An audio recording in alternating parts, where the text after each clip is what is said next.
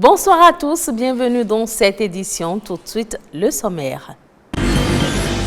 Le quartzite est une ressource minière abondante au Bénin. Les sculpteurs la façonnent pour en faire des objets d'art. Nous vous emmènerons dans cette édition à la découverte des œuvres réalisées avec cette pierre ornementale. Les réparateurs de vélos se comptent au bout des doigts dans la ville de Cotonou. C'est un métier en pleine disparition. Quelle en est la cause? C'est à suivre. L'entrepreneuriat connaît aujourd'hui un réel succès, mais on semble ignorer le rôle de la femme dans la croissance économique. Quelles sont les difficultés de financement quand on parle d'entrepreneuriat féminin au Bénin? La réponse à suivre.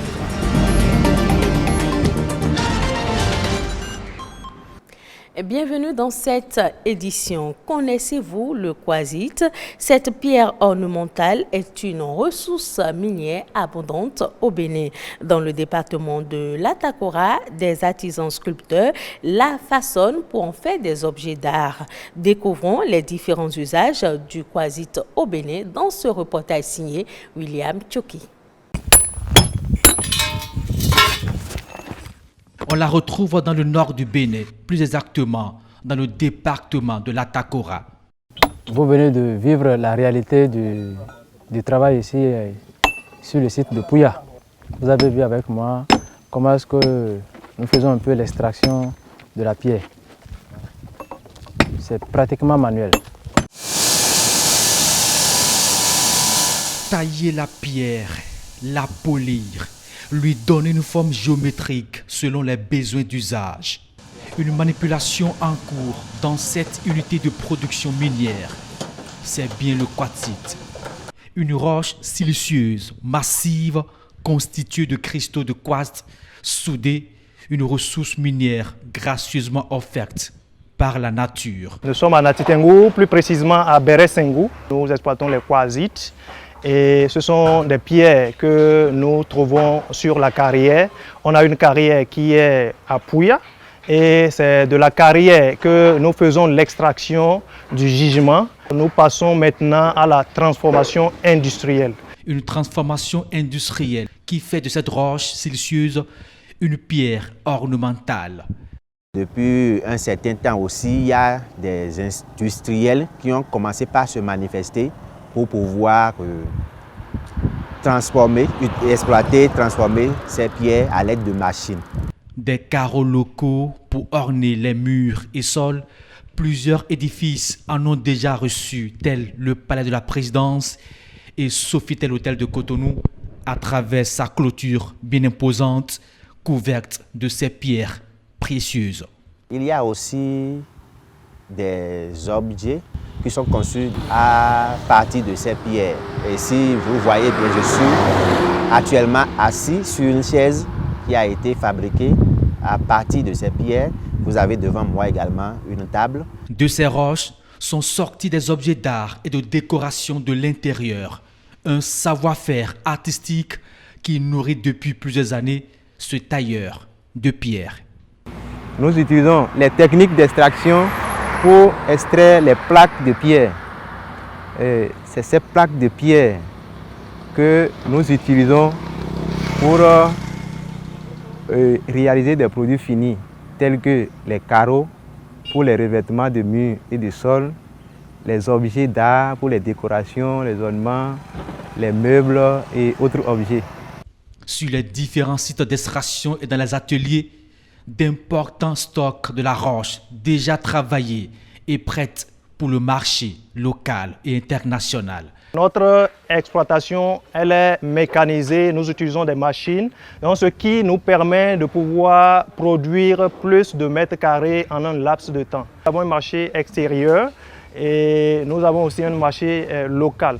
La demande de plus en plus forte à cause de la qualité de la ressource minière, un gisement à fleur de sol, s'étendant à perte de vue. Dans le sous-sol, on la retrouve aussi bien bourrée. Autrefois, il était très aisé de voir des réparateurs de vélos aux abords des voies à Cotonou. Les quelques-uns qui exercent encore le métier sont comptés aujourd'hui au bout des doigts. À quoi cette disparition progressive est-elle due? La réponse dans cette enquête réalisée par Arnaud Kodjo Adadja. Si je suis venu ce beau matin, c'est parce que je veux réparer mon vélo pour mon enfant. Je suis venu pour réparer les vélos gâtés de mes enfants. La chambre à air est gâtée, le pneu est gâté. L'autre, il y a les pédales qui ne sont plus en forme et puis aussi les maillots qui ne sont plus en forme. Ils viennent de Bedjro-Médé et de Kokokodji en quête d'un réparateur de vélos à Cotonou. C'est finalement ici, derrière le stade général Mathieu Kérékou, que ces hommes peuvent s'offrir la chance d'une seconde vie au vélo. Il y a encore quelques années, on pouvait voir partout des réparateurs de vélos. Aujourd'hui, on ne les voit plus. Néanmoins, celui-ci s'est accroché et prend bien soin de son travail. Pourra-t-on dire que la multiplication des motocycles sonne le glas des réparateurs de vélos? Sans une certitude dans la réponse, on est tenté de dire de cet atelier qu'il est l'un des tout derniers qui résiste encore à la disparition du métier dans la ville de Cotonou. Difficile de trouver des enfants pour nous assister. On constate que ceux à qui on a appris le métier ne les aident plus. Beaucoup sont devenus des conducteurs de Sémidjan. Comme raison, ils estiment qu'il n'existe plus de clients pour exprimer le besoin de faire réparer des vélos. Si cette déclaration confirme la difficulté de trouver un réparateur de vélo à Cotonou, au même moment, cela rend facile les affaires pour cet homme.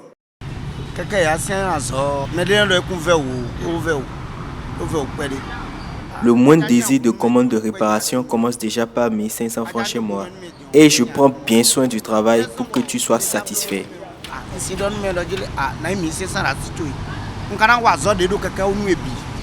Étant dans ce métier depuis toujours, ce réparateur de vélo a pu s'offrir sa voiture et un conducteur pour le conduire après son accident de circulation.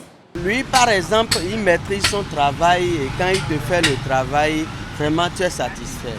C'est pour ça que je suis venu ici. On aura toujours besoin des réparateurs de vélos parce que les enfants, avant d'en arriver sur les motos, ils doivent savoir comment pédaler les vélos d'abord avant d'en arriver là-bas.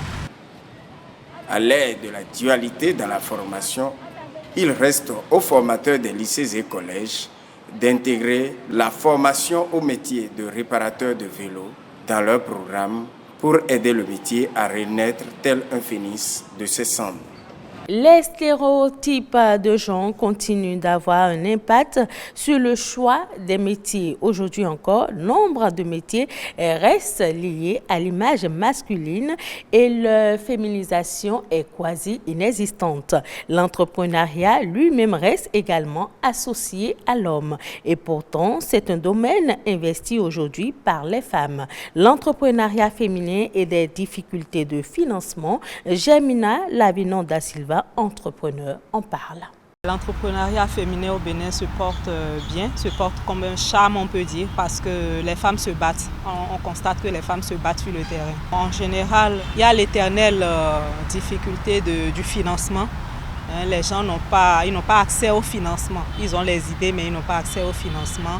En tant que femme, la difficulté majeure, c'est arriver à s'affirmer sur le terrain. C'est difficile d'arriver à s'affirmer sur le terrain parce que il y a des gens qui sont là et qui essaient de freiner votre élan par de petites bassesses. Déjà, il faut être passionné par ce qu'on fait. La solution que moi je propose, c'est que les structures de microfinance, qu'ils aient plus confiance en nous, parce que c'est vrai qu'il y a des brebis galeuses sur le terrain, mais tout le monde n'est pas brebis galeuse. Il faut qu'ils essaient de sonder les entreprises et de voir quel est le travail acharné qui se fait déjà. Et sur cette base-là, pouvoir prendre une décision s'ils peuvent financer quelqu'un ou pas. Et ensuite, si entre entrepreneurs, on peut se donner la main et essayer avec le financement participatif, ça va le faire. Nos mamans le faisaient. Elles faisaient des tontines pour s'aider dans leurs activités. Si l'État peut accompagner les jeunes entrepreneurs, on lui dira merci. Je voudrais demander aux jeunes de ne pas tous aller à l'entrepreneuriat parce que aujourd'hui on voit que tout le monde vient à l'entrepreneuriat. Tout le monde ne peut pas venir à l'entrepreneuriat. Il faut qu'il y ait des gens pour travailler dans les structures étatiques, dans les sociétés privées et tout. Et il faut qu'il y ait d'autres aussi qui restent dans le domaine de l'entrepreneuriat. Donc il faut faire un sondage personnel, savoir quelles sont ses capacités pour pouvoir faire un choix de carrière dans la vie. Suivons à présent La Nation en bref, une compilation de l'actualité ces dernières 48 heures au Bénin, réalisée par Reine Ouira.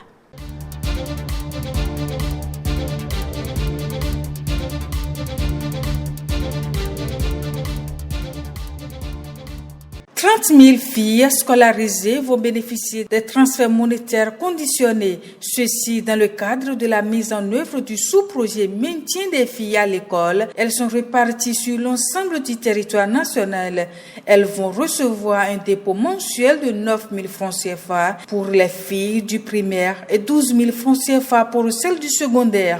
Cet investissement vise l'accélération de la croissance économique et de la transition démographique à travers l'augmentation du taux de rétention scolaire des filles. Ces fonds seront transférés par l'opérateur à des relais communautaires des zones d'habitation des cibles. Elles pourront en bénéficier directement en personne pour celles ayant en moyenne 18 ans ou par l'intermédiaire de la tutrice pour celles âgées de moins de 18 ans.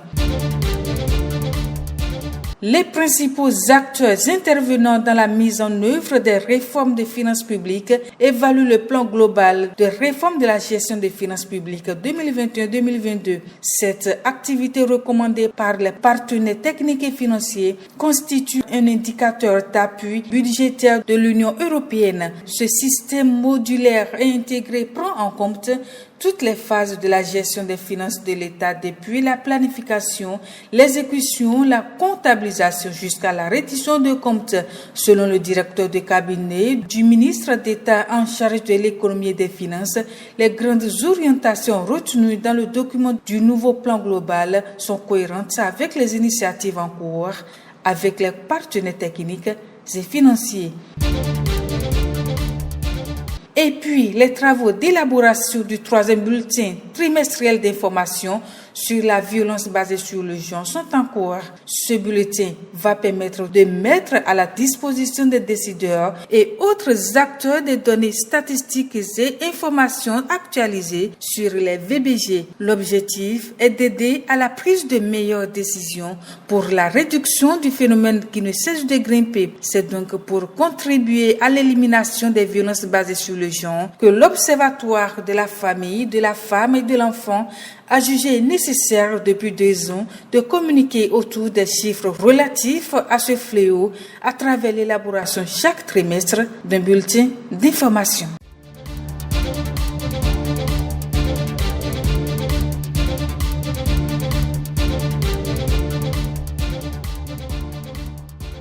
Au Ghana, le programme de réforme économique pourrait être financé par le Fonds monétaire international à hauteur de 3 milliards de dollars sur 3 ans. Ce financement intervient dans le cadre d'un accord sur la facilité de crédit élargie entre l'institution de Bretton Woods et le Ghana. L'objectif du programme est de rétablir la stabilité macroéconomique et la viabilité de la dette.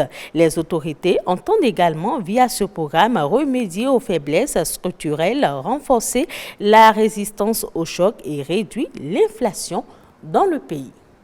Ainsi se referme ce journal. Merci de l'avoir suivi. Retrouvez cette édition sur le site de l'ORTB, www.ortb.bj.